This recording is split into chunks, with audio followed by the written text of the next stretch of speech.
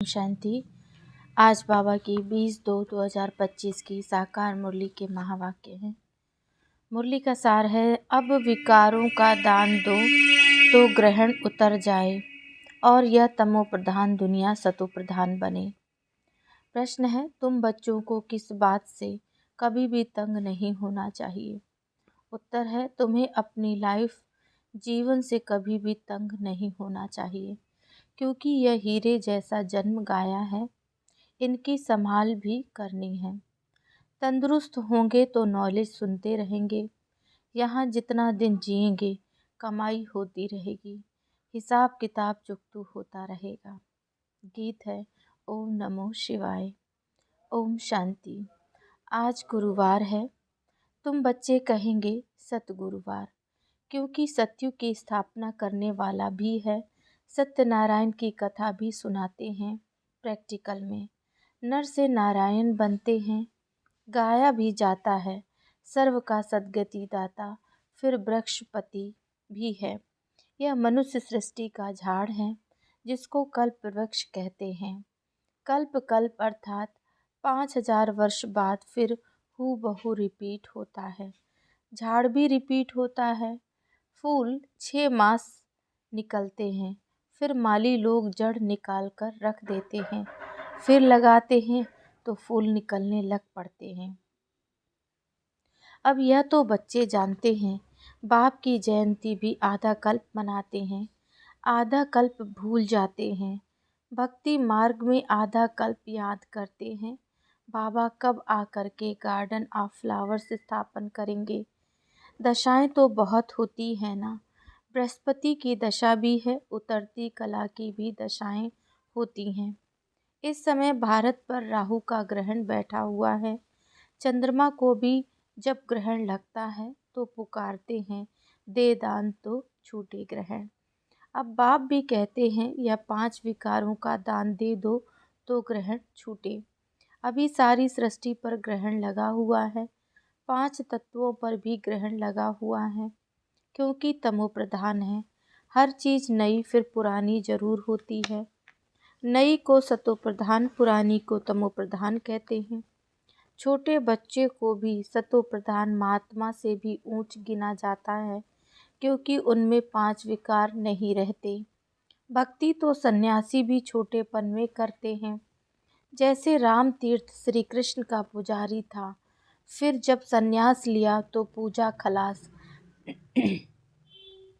सृष्टि पर पवित्रता भी चाहिए ना। भारत पहले सबसे पवित्र था, फिर जब देवताएं वाम मार्ग में जाते हैं तो अर्थक्वेक आदि में स्वर्ग की सामग्री, सोने के महल सब खलास हो जाते हैं, फिर नए सिरे से शुरू होते हैं। डिस्ट्रक्शन जरूर होता है, उपद्रव होते हैं जब रावण राज्य शुरू होता है। इस समय सब पतित हैं। सतयुग में देवताएं राज्य करते हैं। असुरों और देवताओं की युद्ध दिखाई है, परंतु देवताएं तो होते ही सतयुग में हैं। वहाँ लड़ाई हो कैसे सकती है? संगम पर देवताएं होते नहीं। तुम्हारा नाम है ही पांडव। पांडवों कौरवों की लड़ाई होती नहीं। यह सब हैं गपोड़े। कितना बड़ा झाड़ है, कितने अथाह पत्ते हैं, उनका हिसाब थोड़े ही निकाल सकते हैं। संगम पर तो देवताएं होते नहीं। बाप बैठ आत्माओं को समझाते हैं। आत्मा सुनकर फिर कांध हिलाती है। हम आत्मा हैं, बाबा हमको पढ़ाते हैं, यह पक्का करना है। बाप हमें पतित से पावन बनाते हैं।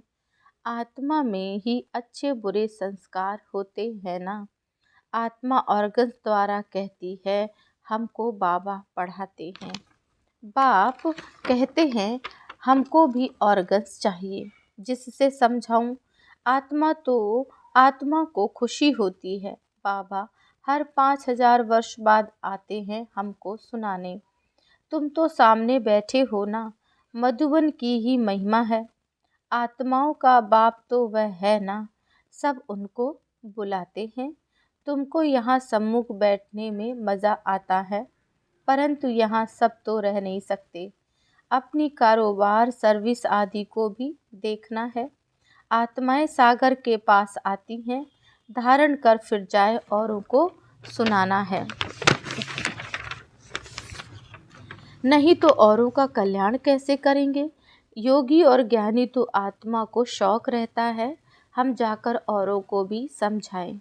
अब शिव जयंती मनाई जाती है ना। भगवान उवाच है ना। भगवान उवाच श्री कृष्ण के लिए नहीं कह सकते, वह तो है दैवी गुण वाला मनुष्य। डिटीज में कहा जाता है। अब बच्चे यह तो समझ गए हैं कि अभी देवी देवता धर्म नहीं है, स्थापना हो रही है।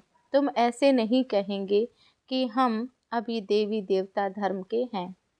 नहीं, अभी तुम ब्राह्मण धर्म के हो, देवी देवता धर्म के बन रहे हो। देवताओं का परछाया इस पति सृष्टि पर नहीं पड़ सकता। इसमें देवताएं आ ना सके। तुम्हारे लिए नई दुनिया चाहिए। लक्ष्मी की भी पूजा करते हैं तो घर की सफाई कर देते हैं। अब इस सृष्टि की भी कितनी सफाई होनी है।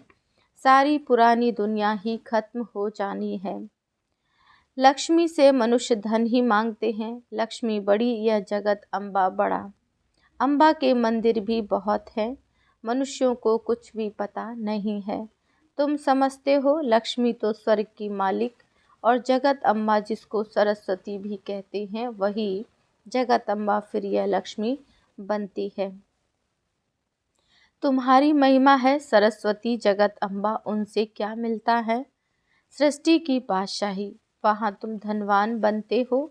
विश्व का राज्य मिलता है, फिर गरीब बनते हो। भक्ति मार्ग शुरू होता है, फिर लक्ष्मी को याद करते हैं। हर वर्ष लक्ष्मी की पूजा भी होती है। लक्ष्मी को हर वर्ष बुलाते हैं। जगत अम्बा को कोई हर वर्ष नहीं बुलाते। जगदम्बा की तो सदैव पूजा होती ही है। जब चाहें तब अम्बा के मंदिर में जाएं। यहाँ भी जब चाहो जगत अम्बा से मिल सकते हो। तुम भी जगत अम्बा हो ना। सबको विश्व का मालिक बनने का रास्ता बताने वाले हो। जगत अम्बा के पास सब कुछ जाकर मांगते हैं। लक्ष्मी से सिर्फ धन मांगते हैं। उनके आगे तो सब कामनाएं रखेंगे तो सबसे ऊंच मर्तबा तुम्हारा अभी है, जबकि बाप के आकर बच्चे बने हो। बाप वर्षा देते हैं। अभी तुम हो ईश्वरीय संप्रदाय, फिर होंगे दैवी संप्रदाय। इस समय सब मनोकामनाएं भविष्य के लिए पूरी होती हैं। कामना तो मनुष्य को ही रहती है। तुम्हारी सब कामनाएं पूरी होती हैं। यह तो है ही आसुरी दुनिया। बच्चे देखो कितने पैदा करते हैं। तुम बच्चों को तो साक्षात्कार कराया जाता है। सतयुग में कैसे श्री कृष्ण का जन्म होता है, वहाँ तो सब कायदे सिर होता है। दुख का नाम नहीं रहता। उनको कहा जाता है सुख धाम। तुमने अनेक बार सुख में पास किया है, अनेक बार हार खाई है और जीत पाई है। अभी स्मृति आई है कि हमको बाबा पढ़ाते हैं। स्कूल में नॉलेज पढ़ते हैं, साथ साथ मैनर्स भी सीखते हैं। वहाँ कोई इन लक्ष्मी नारायण जैसे मैनर्स नहीं सीखते हैं। अभी तुम दैवी गुण धारण करते हो, महिमा भी उनकी ही गाते हैं। सर्वगुण संपन्न 16 कला संपूर्ण, तो अभी तुमको ऐसा बनना है। तुम बच्चों को अपनी इस लाइफ से कभी तंग नहीं होना चाहिए, क्योंकि यह हीरे जैसा जन्म गाया हुआ है। इनकी संभाल भी करनी होती है। तंदुरुस्त होंगे तो नॉलेज सुनते रहेंगे, बीमारी में भी सुन सकते हैं, बाप को याद कर सकते हैं। यहाँ जितना दिन जिएंगे सुखी रहेंगे, कमाई होती रहेगी, हिसाब किताब चुकतू होता रहेगा। बच्चे कहते हैं बाबा सतयुग कब आएगा, यह बहुत गंदी दुनिया है।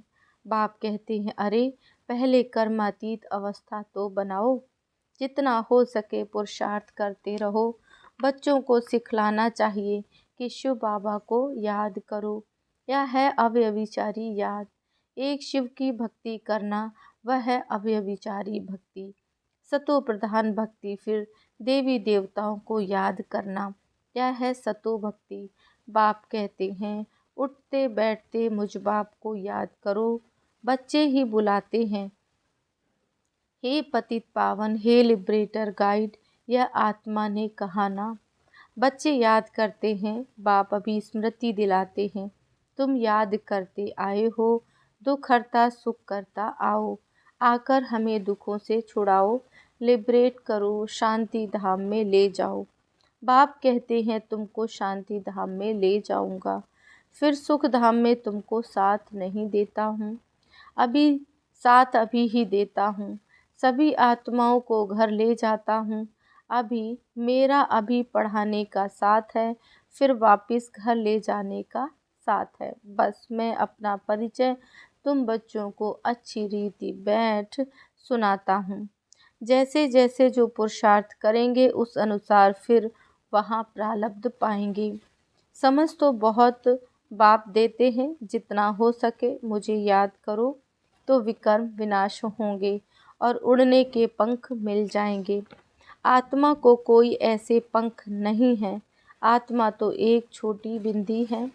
किसको यह पता नहीं कि आत्मा में कैसे 84 जन्मों का पाठ नूंधा हुआ है। ना आत्मा का किसको परिचय है और ना परमात्मा का परिचय। तब बाप कहते हैं मैं जो हूँ जैसा हूँ, मुझे कोई भी जान नहीं सकता। मेरे द्वारा ही मुझे और मेरी रचना को जान सकते हैं। मैं ही आकर तुम बच्चों को अपना परिचय देता हूँ। आत्मा क्या है वह भी समझाता हूँ। इनको सोल रियलाइजेशन कहा जाता है। आत्मा प्रकृति के बीच में रहती है। कहते हैं प्रकृति के बीच में चमकता है अजब सितारा, परंतु आत्मा क्या चीज़ है यह बिल्कुल कोई नहीं जानते।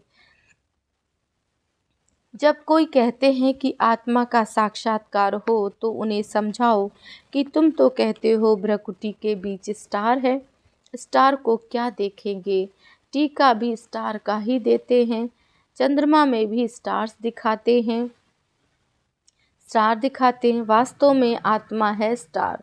अभी बाप ने समझाया है तुम ज्ञान स्टार्स हो, बाकी वह सूरज चांद सितारे तो मांडवे को रोशनी देने वाले हैं, वह कोई देवताएं नहीं। भक्ति मार्ग में सूर्य को पानी देते हैं, भक्ति मार्ग में यह बाबा भी सब करते थे। सूर्य देवताए नमः, चंद्रमा देवताए नमः कहकर पानी देते थे। वह सब है भक्ति मार्ग। इसने तो बहुत भक्ति की हुई है। नंबर 1 पूज्य तो फिर नंबर 1 पुजारी बने हैं। नंबर तो गिनेंगे ना, रुद्रमाला के भी नंबर तो है ना। भक्ति भी सबसे जास्ती इसने की है।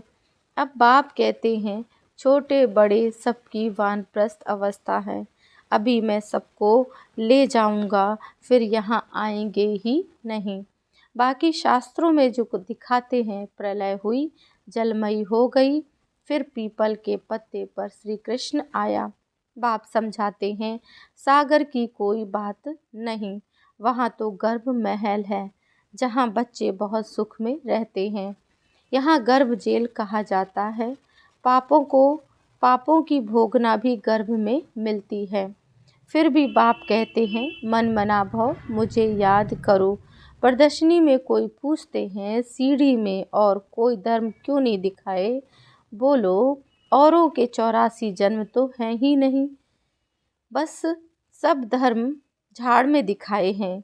उससे तुम अपना हिसाब निकालो कि कितने जन्म लिए होंगे। हमको तो सीढ़ी 84 जन्मों की दिखानी है, बाकी सब चक्र और झाड़ में दिखाए हैं। इनसे सब बातें समझाई हैं। नक्शा देखने से बुद्धि में आ जाता है ना कि लंदन कहाँ है, फलाना शहर कहाँ है। बाप कितना सहज कर समझाते हैं। सभी को यही बताओ कि 84 का चक्र ऐसे फिरता है। अभी तमो प्रधान से सतो प्रधान बनना है, तो बेहद के बाप को याद करो तो तुम पावन बन जाएंगे और फिर पावन दुनिया में चले जाएंगे। कोई तकलीफ़ की बात ही नहीं। जितना समय मिले बाप को याद करो तो पक्की टेव पड़ जाएगी। बाप की याद में तुम दिल्ली तक पैदल जाओ तो भी थकावट नहीं होगी। सच्ची याद होगी तो देवहन टूट जाएगा, फिर थकावट हो नहीं सकती। पिछाड़ी में आने वाले और ही याद में तीखे जाएंगे। अच्छा, मीठे मीठे सिकिल्दे बच्चों प्रति माता पिता बाप दादा का याद प्यार और गुड मॉर्निंग। रूहानी बाप की रूहानी बच्चों को नमस्ते। हम रूहानी बच्चों की रूहानी बाप दादा को याद प्यार नमस्ते। ओम शांति। धारणा के लिए मुख्य सार है। पहली पॉइंट, एक बाप की अविनाशी याद में रह देह अभिमान को खत्म करना है, अपनी कर्मातीत अवस्था बनाने का पुरुषार्थ करना है, इस शरीर में रहते अविनाशी कमाई जमा करनी है। दूसरा पॉइंट, ज्ञानी तू आत्मा बन औरों की भी सर्विस करनी है, बाप से जो सुना उसे धारण कर दूसरों को सुनाना है। 5 विकारों का दान दे राहु के ग्रहण से मुक्त होना है। वरदान है, एकमत एक रस अवस्था द्वारा धरनी को फलदायक बनाने वाले हिम्मतवान भाव। जब आप बच्चे हिम्मतवान बनकर संगठन में एक मत और एक रस अवस्था में रहते व एक ही कार्य में लग जाते हो तो स्वयं भी सदा प्रफुल्लित रहते और धरनी को फलदायक बनाते हो। जैसे आजकल साइंस द्वारा अभी अभी बीज डाला, अभी अभी फल मिला, ऐसे ही साइलेंस के बल से सहज और तीव्र गति से प्रत्यक्षता देखेंगे। जब स्वयं निर्विघ्न एक बाप की लगन में मगन एक मत और एक रस रहेंगे तो अन्य आत्माएं भी स्वतः सहयोगी बनेंगी और धरनी फलदायक हो जाएगी। आज का स्लोगन है, जो अभिमान को शान समझ लेते हैं वह निर्माण नहीं रह सकते। अव्यक्त इशारे है आज का। एकांतवासी और रमणीकता, दोनों शब्दों में बहुत अंतर है, लेकिन संपूर्णता में दोनों की समानता रहे। जितना ही एकांतवासी उतना ही साथ साथ रमणीकता भी हो। एकांत में रमणीकता गायब नहीं होनी चाहिए, दोनों समान और साथ साथ रहें। अभी अभी एकांतवासी, अभी अभी रमणीक। जितनी गंभीरता उतना ही मिलनसार भी हो। मिलनसार अर्थात सर्व के संस्कार और स्वभाव से मिलने वाला। ओम शांति।